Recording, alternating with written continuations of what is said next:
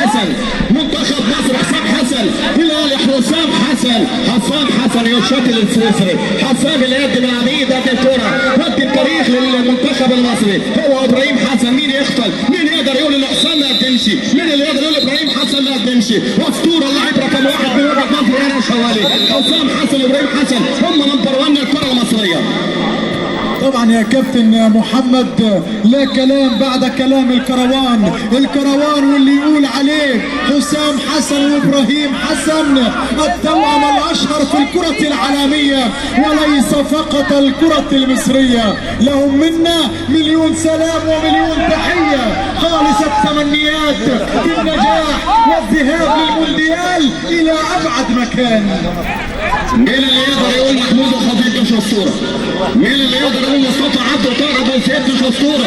مين اللي يقدر يقول فاروق جعفر وحسن شحاته والسمر مش اسطوره؟ مين اللي يقدر على الشاشه الاسطوره ومدحت عبد العزيز ومدحت الحب مش اسطوره؟ مين اللي يقول ان زمزم مش اسطوره؟ مين اللي يقول ان جمال السيد والنجوم الكبار؟ مين اللي يقدر يقول عن محمد فكري محمد ابو جريشه والفتح علي خليل؟ مين اللي يقدر يقول مش اسطوره؟ مين اللي يقدر يقول على عبد الحميد العجوز مكتشف النجوم مش اسطوره؟ مين اللي يقدر يقول على النجم الكبير الشوالي مش اسطوره؟ مين اللي يقدر يقول على كافوري مش اسطوره؟ مين اللي يقدر يقول على مصطفى نبيل مش اسطوره؟ الاسطوره هي واحده بس، العبره بالخواتيم، العبره بالتاريخ، العبره بالاهات، العبره بالاهداف. يا مصطفى يا نجم يا كبير يا مصطفى يا كرم.